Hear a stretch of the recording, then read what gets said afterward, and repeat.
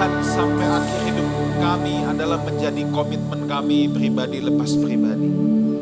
Berbicaralah kepada kami ya Tuhan, sebab kami siap mendengarkannya. Kami siap buka hati kami untuk kebenaran firman-Mu, dan hamba-Mu berdoa supaya tanah hati yang ditaburkan ini adalah tanah yang subur. Kami merendahkan hati kami, memohon anugerah Tuhan untuk kami boleh memahami kebenaran firman-Mu, dan kami beroleh kekuatan untuk menghidupinya dan menggumulinya. Terima kasih Tuhan, pakai hamba-Mu, bantu hamba-Mu untuk mengkomunikasikan dengan bahasa yang dapat dimengerti. Terima kasih, dalam nama Tuhan Yesus kami berdoa. Sama-sama kita katakan amin. Thank you Present Worship Team, silakan duduk Bapak Ibu Saudara. Ya, pada bulan ini kita masih bicara tentang hidup yang seimbang ya, atau tentang balance. We talk about balance. Saudara, bahwa minggu lalu Pastor Elia berkata balance is the key of life ya, bahwa keseimbangan adalah sebuah kunci kehidupan. Dan saya berpikir bahwa seumur hidup kita, sepanjang kita hidup, kita memang ada di dalam perjuangan untuk menjadi seimbang. Kenapa? Karena ketika kita jatuh pada satu ekstrim, ketika kita jatuh pada satu kutub, maka kebingungan pasti terjadi, kemelesetan pasti terjadi. Ilustrasi yang saya sering gunakan saja, selalu saya katakan kenapa mobil itu nyaman untuk digunakan. Sebenarnya bukan soal harganya doang ya. Ya memang kalau mobil build up mungkin lebih empuk dan lain sebagainya. Tetapi sebenarnya mobil itu bisa nyaman untuk berjalan karena bannya bundar ya, semuanya simetris. Kalau ditekan pada satu sisi, bannya lonjong, percayalah, sekalipun mobil saudara 10 miliar tetap tidak enak untuk digunakan kalau bannya benjol atau bannya lonjong. Ya. Itu harus simetris. Nah, dalam hidup ini sebenarnya mau atau tidak mau, suka atau tidak suka, kita dipaksa untuk tetap menjaga atau tetap menjadi seimbang. Saya ambil contoh. Orang tua yang terlalu protektif sama anaknya, ya, sampai kalau anaknya mau kemana-mana dikirimin detektif swasta mungkin gitu ya. Lama-lama kalau perlu dipasangin kamera GoPro gitu supaya papa mamanya bisa lihat kemanapun dia berada. Percayalah anak itu akan jadi anak yang memberontak. Tetapi orang tua yang terlalu permisif, "Pa, mau pergi?" "Oh nggak apa-apa, pulangnya minggu depan sekalian." Mungkin gitu ya. Terlalu permisif juga membuat anak itu jadi nggak tahu diajak. Atau membuat anak itu menjadi sangat manja. Dalam hal itu aja perlu keseimbangan. Di Witok kemarin kita bicara, ada didikan, ada kasih sayang, ada hajaran, ada pelukan. Itu pun perlu keseimbangan. Konflik dalam rumah tangga suami istri. Kadang-kala juga terbanyak konflik, ini saya tidak bisa jelaskan panjang lebar, saya hanya mengulangi sedikit. Kalau yang namanya kita menghadapi konflik, ya sebenarnya ini bukan hanya suami istri, dengan siapapun. Yang namanya konflik kan penyebab konflik itu hanya 3, saudara. Tidak ada yang lain. Dan kita harus tahu kan kenapa itu menjadi konflik. Apa yang sedang kita hadapi? Yang pertama penyebab konflik adalah dosa. Kalau dosa masalahnya solusinya adalah saya sudah katakan pertobatan. Dosa tidak bisa diselesaikan selain dengan pertobatan. Hanya kematian Yesus di atas kayu salib yang menyelesaikan dan kita perlu meresponnya dengan pertobatan. Jadi jangan ada yang bilang ke saya, "Pastor, saya punya masalah." Apa masalahnya? Masalahnya adalah saya suka berzina. Berzina itu bukan masalah, itu dosa. Oke. Nah, tetapi dalam kehidupan sehari-hari yang terbanyak terjadi adalah kemudian konflik itu karena problem atau tension. Problem adalah masalah, problem to be solved, hanya masalah yang bisa diselesaikan. Kemudian konflik seringkali terjadi, bahkan saya dapat katakan 70-80% konflik rumah tangga sebenarnya bukan problem, tapi tension. Kalau tension itu ketegangan, tension cannot be solved. Tension tidak dapat dipecahkan sebab tension hanya bisa di-manage. Seperti Brother Patrick main gitar, gitar ini kan tension senarnya. Tidak bisa kekencengan, tidak bisa kelembekan. Konflik rumah tangga seringkali terjadi karena tension tidak bisa di-manage tetap seimbang. Sebab kalau kita bicara ketegangan, kita bicara tension, itu biasanya bicara tentang preferensi. Preferensi akan bertalian dengan gaya kepribadian. Ada begitu banyak tes kepribadian. Contoh, kalau yang saya familiar gunakan adalah DISC. Ya. Saya tipe orang DI, ibarat mobil itu gas. Istri saya SC, ibarat mobil itu rem. Itu kan ada ketegangan yang terus harus dijaga. Supaya jangan nyelonong terus tanpa rem nabrak, kalau ngerem terus tanpa jalan juga tidak kemana-mana. Nah, konflik rumah tangga seringkali, percayalah, coba. Kalau lagi cekcok sama pasangan, coba lihat. Saya yakin yang terbanyak sebenarnya adalah masalah tension. Tension jangan dijadikan problem. Ya. Misalnya, orang DI cenderung maunya cepat. Saya tipe orang yang sangat on time. Kalau istri saya tipenya agak slow, ya, bukan lelet, slow.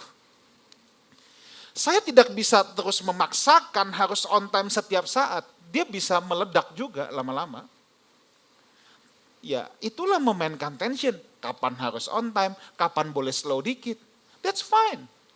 Nah, itu karena menyangkut pada preferensi dan gaya kepribadian. Ketika kita memaksakan orang lain untuk harus ikut pada preferensi kita, that's conflict. Itu sudah pasti. Itu nama ketegangan yang tidak terjaga. Kalau main gitar antara senarnya putus atau fals. Pilihannya cuma dua itu doang. Nah, keseimbangan. Contoh, yang lain. Kita seringkali mendengar, fokus on your strength. Fokus pada kekuatan, betul. Tapi kita tidak bisa hanya fokus pada kekuatan, lalu kita mengignore semua kelemahan yang ada. Tetap ada balance yang perlu dijaga. Betul, kita harus fokus pada kekuatan kita, tapi bukan berarti kemudian kita ignore kepada semuanya. Dalam pengajaran pun sama, ya. Minggu lalu sudah dibahas kasih karunia dan kebenaran. Coba kita buka satu ayat dulu, Roma 11 ayat 22. Pengajaran kekristenan juga perlu keseimbangan antara kasih dan ketegasan Tuhan. Karena kita tidak bisa hanya berfokus pada kasih. Hidup jadi serampangan. Sementara ada yang hanya fokus pada ketegasan, menciptakan sebuah gambaran yang salah tentang Tuhan. Tuhan dipikir kayak Om Jampang kumisan yang galak, yang anaknya bikin salah tinggal disabet langsung. Coba lihat, Roma 11 ayat 22. Sebab itu perhatikanlah apa? Kemurahan Allah dan kekerasannya. Both sides, semuanya ada. This is balance. Tuhan itu punya kemurahan, Tuhan juga punya kekerasan. Perhatikan dua-duanya. Tidak bisa cuma diambil satu, pokoknya kemurahan. Lalu kekerasan kita ignore. Nggak bisa. Atau hanya kekerasan, kemurahan di-ignore. Yaitu kekerasan atas orang-orang yang telah jatuh. Tetapi atas kamu, orang-orang yang mau hidup seturut dengan kehendak Tuhan, seturut dengan firman-Nya, kemurahannya. Yaitu ada syaratnya akan kemurahan itu. Jika apa? Kamu tetap dalam kemurahannya. Kalau tidak, kamu pun akan dipotong. Ini kan sedang ngomongin bangsa Israel. Betul bangsa pilihan. Tapi ketika mereka memberontak, Tuhan potong juga. Tuhan hajar juga. Tuhan pukul juga. Ada dua sisi. Ada kekerasan, ada kasih. Nah, saya mau ajak saudara buka satu ayat ini. Bahkan Salomo, orang yang terkaya yang pernah hidup di bumi ini, pernah menaikkan sebuah doa, dan di situ pun kita bisa belajar ada yang namanya balance dalam doanya Salomo. Amsal 30 ayat 7-9. Ini doa yang luar biasa, saudara ya. Dan orang tidak boleh nyinyir sama doa ini, karena yang berkata ini orang yang terkaya yang pernah hidup di muka bumi ini. Lihat apa kata Salomo. Amsal 30 ayat 7-9. Dua hal aku mohon kepadamu, jangan itu kau tolak sebelum aku mati. Yakni, lihat, jauhkanlah daripadaku kecurangan dan kebohongan. Nah, lihat ini, perhatikan ini. Jangan berikan kepadaku kemiskinan atau kekayaan. Saudara jangan bilang, Salomo enak, orang udah kaya. No. Justru Salomo mengajarkan, kenapa Salomo bilang jangan berikan kepada aku kemiskinan ataupun kekayaan. Rupanya Salomo memberitahu apa itu definisi miskin, apa itu definisi kaya. Kita lihat sekarang. Coba lihat garis bawah ini. Biarkanlah apa? Aku menikmati makanan yang menjadi bagianku. Salomo menjelaskan miskin adalah menikmati mengambil apa yang bukan miliknya atau apa yang bukan bagiannya. Itu miskin. Jadi miskin kayak Salomo bukan soal akumulasi harta. Tapi masalah mengambil atau menikmati apa yang bukan bagiannya. Percaya nggak? Pernah lihat handuk hilang di hotel bintang 5? Sendok garpu hilang di kursi bisnis kelas? Loh, kok ketawa? Enggak, pasti enggak ada yang di sini. Tapi saya hanya kasih tahu bahwa miskin kaya menurut Salomo itu bukan akumulasi harta, bukan. Dia sedang kasih definisinya di sini. Miskin adalah yang menikmati mengambil apa yang bukan haknya atau bukan miliknya. Makanya jangan aneh kan? Tadi baru segelintir contoh dan ini bisa apa saja. Apapun yang bukan bagianmu dan kau ambil dan kau menikmati itu menurut Salomo itu miskin. Ya, hak di sini bukan hanya benda, bisa di-apply kepada segala sesuatu. Sampai kepada otoritas apapun itu. Nah, lalu Salomo jelasin apa itu kaya. Kenapa Salomo bilang jangan kasih aku kekayaan. Nah, coba kita lihat. Ayat 9, supaya kalau aku kenyang, aku tidak menyangkalmu dan berkata apa? Siapa Tuhan itu? Rupanya definisi kaya menurut Salomo adalah merasa nggak perlu Tuhan. Itu definisi kaya menurut Salomo. Jadi ini bukan soal akumulasi harta, ini masalah merasa perlu Tuhan atau enggak. Tapi ada loh yang hartanya miskin juga merasa nggak perlu Tuhan juga banyak. Tapi Salomo sedang menjelaskan apa itu kaya, apa itu miskin. Ini masalah mental. Mental kaya adalah tetap memberi sekalipun apa yang ada di tangan sedikit. Makanya Alkitab mencatat janda yang memberikan persembahan 2 peser bukan 2 miliar. Halo? Itu yang Alkitab catat kan? This is about mentality. Dan jemaat Lifehouse harus penuh dengan orang-orang yang bermental kaya. Amin. Siapapun saudara bermental kaya. Ini bukan soal akumulasi harta. Oke. Saya ingin bagikan secara singkat saja ya. Tadi saya katakan dalam seluruh area kehidupan kita perlukan apa yang namanya balance. Tapi saya mau bagikan 3 hal saja ya. Yang apa kita mau fokus ya, kita perlu balance. Yang pertama antara masa lalu dan masa depan. Paulus seringkali berkata, aku dahulu penganiaya jemaat. Ya. Saudara begini, antara masa lalu dan masa depan. Masa lalu itu tidak mungkin kita bisa lupakan. Menurut saya nasihat yang paling gak masuk di akal adalah disuruh melupakan masa lalu. Gak mungkin, kecuali kita amnesia. Ya enggak? Loh, ya kan? Gimana kita bisa melupakan masa lalu? Tidak mungkin. Karena otak kita bukan komputer yang tinggal diformat ulang, tiba-tiba datanya kosong. Kita pasti ingat dengan apa yang namanya masa lalu. Tapi apakah kita bisa berdamai dan menerima hal tersebut atau tidak? Di tangan saya ini kalau saudara deketin ada bekas luka. Tapi percayalah ini bukan pencobaan bunuh diri, bukan. Ya. Saya masih ingat banget rasanya ini seperti apa dulu ketika dijahit. Karena saya di sini dijahit tanpa dibius, saudara. Percayalah itu sakit banget. Dulu masih kecil, dalam keadaan urgent, hanya di puskesmas kecil atau di klinik kecil, itu tidak ada obat bius. Sedangkan darah sudah keluar banyak. Lalu saya dibohongin, dikasih 1 pil. Yang hari ini saya curiga itu Panadol mungkin. Dan minum ini buat tahan sakit katanya. Setengah jam kemudian dieksekusi. Nah nggak tahu obat biusnya manual. Datang 6 orang gede-gede, karena saya dari kecil besar. Datang 6 orang gede-gede, saya dipegangin. Sampai nggak bisa gerak. Nah itu obat biusnya ya. Oke, ini ada bekas luka yang saya tidak mungkin lupa. Dulu rasa sakitnya kayak apa dan bekasnya ada. Tapi luka ini mau saya cubit, mau saya apain pun, udah tidak terasa sakit lagi. This is how we accept our past. Makanya masa lalu itu bukan untuk disesali. Masa lalu itu untuk kita belajar. Maka saya tidak suka dengan ucapan sometimes we win, sometimes we lose. Enggak, sometimes we win, sometimes we learn. Amin. Masa lalu untuk dipelajari. Untuk menjadi pelajaran. Ingat ini baik-baik. Mungkin sekarang saudara dalam keadaan yang sangat menderita, sangat buruk. Tapi kalau sampai saudara keluar dari keadaan ini, keadaan saudara tidak lebih baik dari sebelumnya, maka percayalah saudara betul-betul buruk keadaannya. Saya ulang lagi. Kalau saudara dalam keadaan buruk, dan saudara keluar dari keadaan itu tidak menjadi lebih baik, percayalah saudara betul-betul buruk keadaannya. Karena saudara tidak belajar apa-apa berarti dari kondisi itu. Masa lalu ada untuk kita pelajari. Untuk kita belajar. Nah, masa depan, kalau tadi saya bilang, nasihat yang paling impossible adalah masa lalu untuk dilupakan. Ada satu hal lagi yang sulit dimengerti di kolong langit ini adalah kalau orang berkata gini, dia mentakuti apa yang pasti terjadi dalam hidup ini.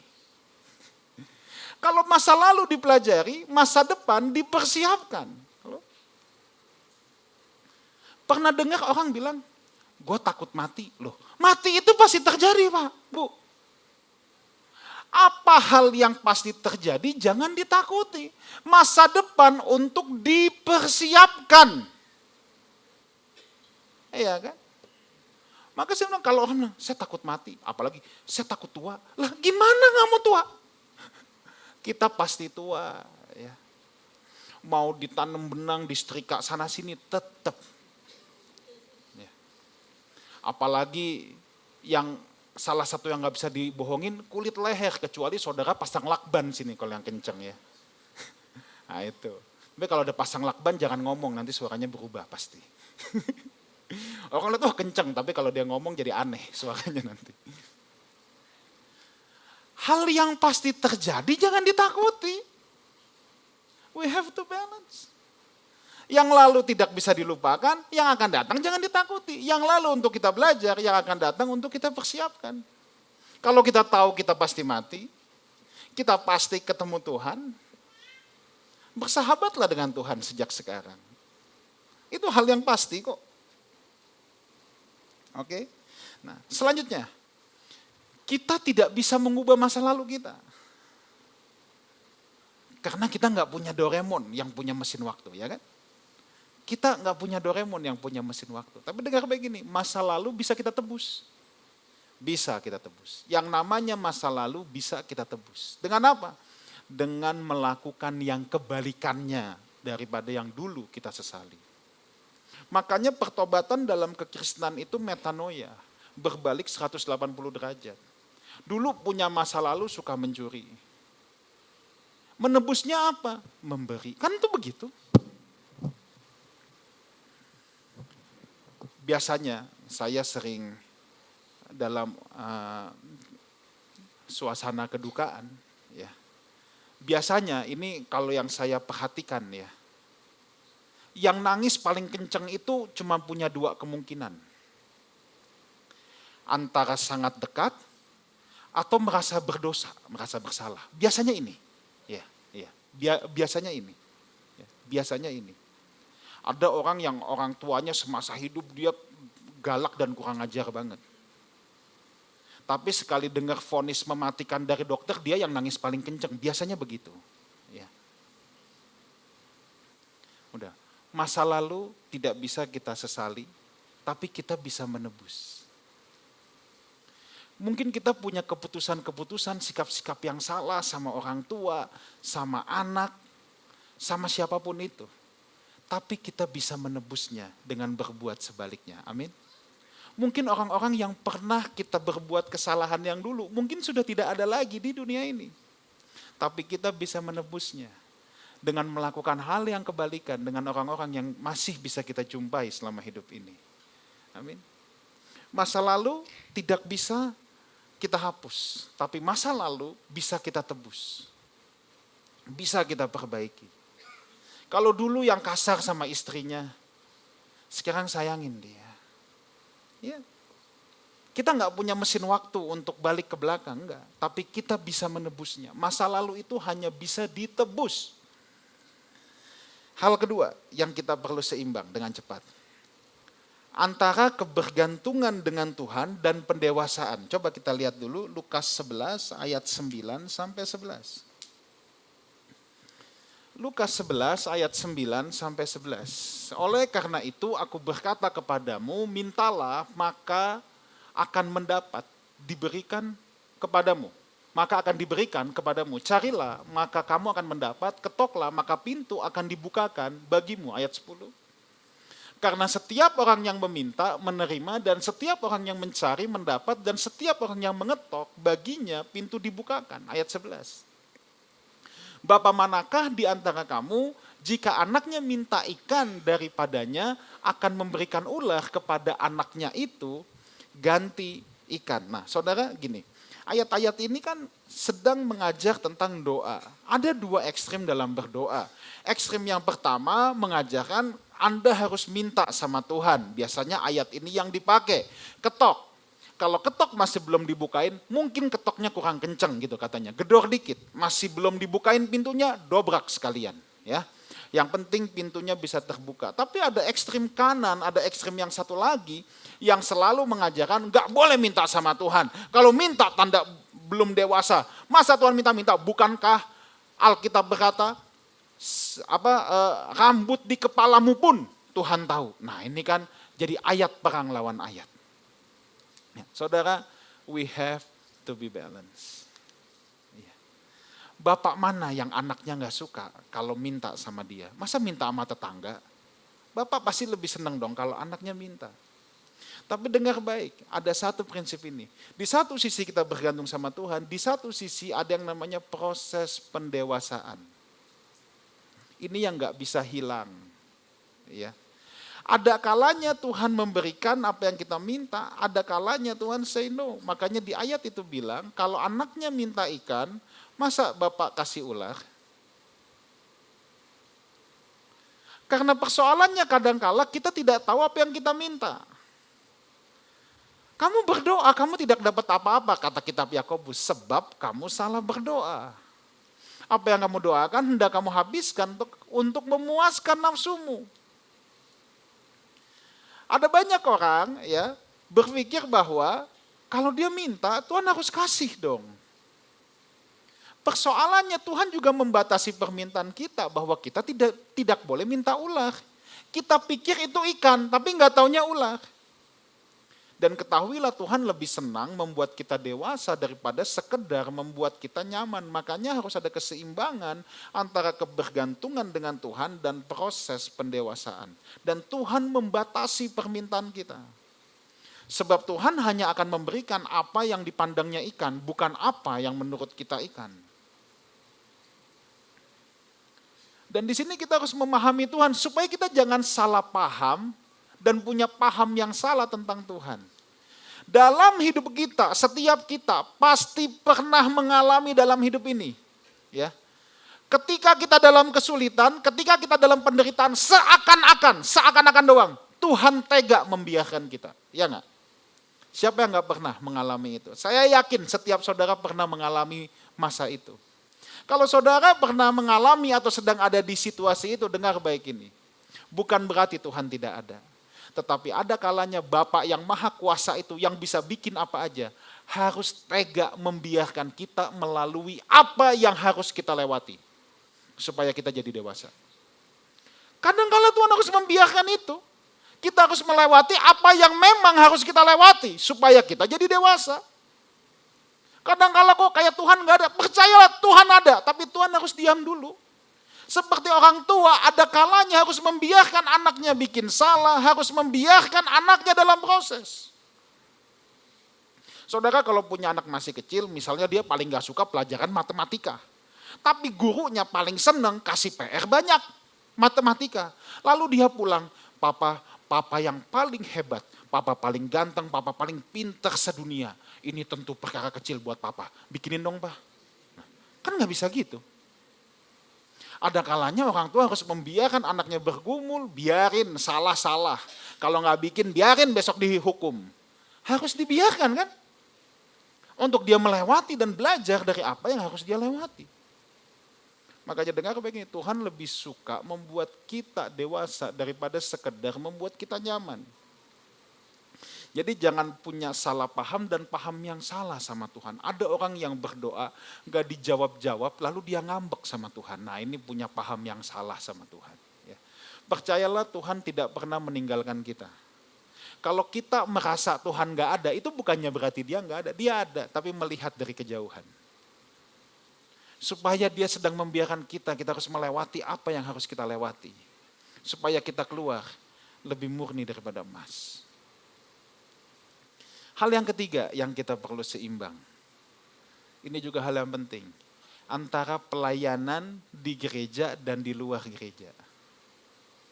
Zaman dulu, orang selalu punya paradigma pelayanan hanya ada di dalam gereja. Pengajaran kira-kira the last 20 years mulai terus didengungkan pelayanan bukan hanya di gereja. Di tempat kerja pun pelayanan. It's true. Tapi kita perlu balance ini. Kita perlu balance. Kenapa? Saya ketemu dengan orang-orang yang berpikir pelayanan hanya di gereja. Tapi saya juga ketemu dengan banyak orang yang kemudian berpikir, gua nggak usah melayani di gereja. Yang penting di luar sana. Ini juga nggak balance. Dua-duanya penting. Melayani di gereja penting, di luar gereja penting. Karena ini peranannya dan fungsinya beda. Efesus 4 ayat 11 dan 12. Kita lihat. Melayani di gereja itu untuk apa? Coba kita lihat. Oke, kita lihat dulu di sini. Dan ialah yang memberikan baik rasul-rasul, nabi-nabi, pemberita-pemberita Injil, gembala, pengajar. Tunggu, stop dulu sini. Bukan ini yang saya mau bahas, tapi saudara bisa lihat Tuhan memberikan kelima jawatan secara simultan, secara seimbang untuk memperlengkapi gereja Tuhan. Kalau gereja yang isinya profetik kenabian semua, pasti nuansanya klinik doang. Dan tukang maki-maki orang doang. Kalau isinya penginjil semua, ini pasti entertainment center. Kalau isinya gembala semua, pasti kayak rumah sakit atau pusat konseling doang. Kalau isinya guru semua, gereja kayak sekolah Alkitab, itu udah pasti. Tuhan mau semua simultan. That's why Tuhan beri kelima jawatan. Semua harus seimbang, jangan ada yang ditekan satupun. Oke? Nah, tapi tujuan ini apa? Coba lihat, inilah pelayanan ke dalam. Untuk memperlengkapi orang-orang kudus, bagi pekerjaan pelayanan, bagi apa? Pembangunan tubuh Kristus. Kalau nggak ada orang yang mau melayani ke dalam, semua pokoknya gue di luaran aja. Pelayanan ke dalam adalah pelayanan pembangunan tubuh Kristus. Itu juga bagian yang kita semua perlu kerjakan. Makanya saudara ada yang terlibat baik di mimbar maupun gak di mimbar, diakonia. Tapi walaupun saudara tidak terlibat dalam itu semua, at least ketika saudara tertanam dalam komunitas, saudara saling mendoakan, saling menguatkan sesama tubuh Kristus yang lain, saudara sedang ikut dalam pelayanan pembangunan tubuh Kristus.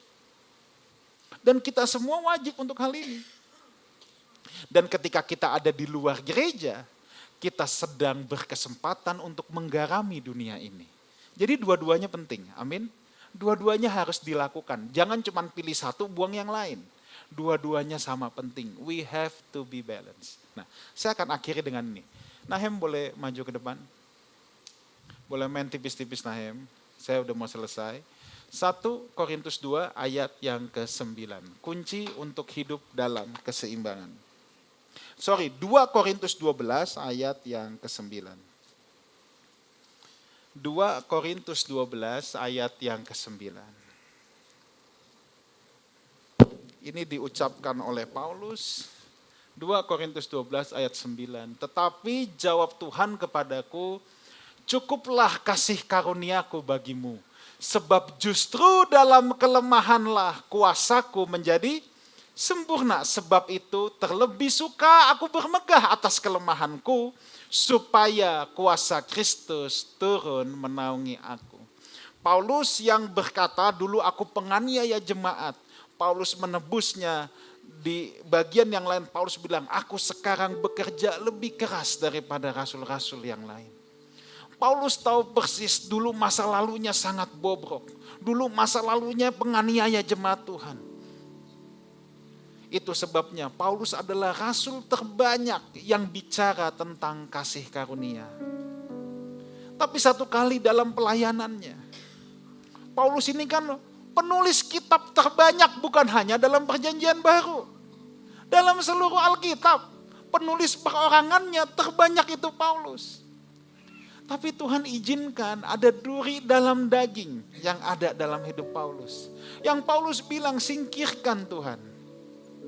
Kebanyakan penafsir berkata ini adalah penyakit mata yang diderita oleh Paulus. Paulus kemungkinan punya rabun. Sebagian kecil lagi bilang kemungkinan Paulus punya penyakit epilepsi. Tapi yang jelas ada sesuatu. Coba bayangkan kalau dia seorang penulis kitab yang begitu banyak, sekarang susah melihat. Ini kan sangat menghambat. Tapi ada kalanya Tuhan biarkan. Tapi Tuhan bilang gini, dalam kelemahanmu lah kuasaku menjadi sempurna. Kunci hidup dalam keseimbangan adalah kita memahami, menyadari bahwa kita hidup dalam anugerah Tuhan. Persoalannya, banyak orang salah paham dan punya paham yang salah tentang apa itu anugerah. Kalau saudara tanya sama orang tentang apa itu anugerah, kalau kita mendefinisikan anugerah dengan definisi kita sendiri, coba lihat ini kecenderungannya. Kita akan mendefinisikan anugerah dengan hal-hal yang kita pandang baik saja. Ya. Waktu lagi dapat tender bisnis banyak, rezeki berlimpah secara materi, kita bilang ini anugerah Tuhan. Kalau kantong lagi seret itu anugerah bukan? Kalau badan sehat kita berkata ini anugerah Tuhan. Kalau lagi sakit itu anugerah bukan? Kalau lagi panjang umur kita bilang ini anugerah Tuhan. Kalau pas kematian gimana? Ini anugerah Tuhan bukan? Dengar baik prinsip ini. Everything is grace and grace is everywhere. Segala sesuatu dalam hidup ini adalah anugerah Tuhan. Dan anugerah Tuhan ada di segala tempat. Saudara melewati masa lalu yang kelam sekalipun, anugerah Tuhan ada di situ. Saudara akan menghadapi yang pasti saudara temui. Seperti kematian, sakit itu kan pasti terjadi. Badan kita akan semakin lemah, itu kan pasti terjadi. Ingat, anugerah Tuhan juga ada di sana. Itu sebabnya dalam hidup ini, kadangkala Tuhan memberikan kita dalam tanda petik kemenangan. Supaya kita tetap semangat menjalani hidup ini. Tapi kadangkala Tuhan berikan dalam hidup ini, Tuhan izinkan kesulitan. Atau orang suka bilang kekalahan. Tapi saya tidak suka dengan kata kekalahan. Kadang-kadang Tuhan perhadapkan dengan orang-orang yang susah banget sih, kok kayaknya nentang kita banget. It's okay. Kenapa? Supaya kita senantiasa menyadari, ini bukan hebat kita, ini bukan kuat gagah kita, ini semua hanya roh Tuhan. Supaya suatu saat kalau saudara jadi berhasil pun, berhasil di mata kebanyakan orang, saudara tidak jadi sombong. Tuhan izinkan, kadangkala ada yang gampang, itu ada anugerah Tuhan. Tapi ketika ada yang sulit pun Tuhan izinkan. Supaya apa? Supaya kita tidak jadi sombong. Anda berhasil pun Anda tahu, ini bukan kuat dan gagahku. Everything is grace and grace is everywhere. Tetap upayakan hidup dalam keseimbangan sampai Tuhan datang. Amin. Kita bangkit berdiri, kita datang sama Tuhan.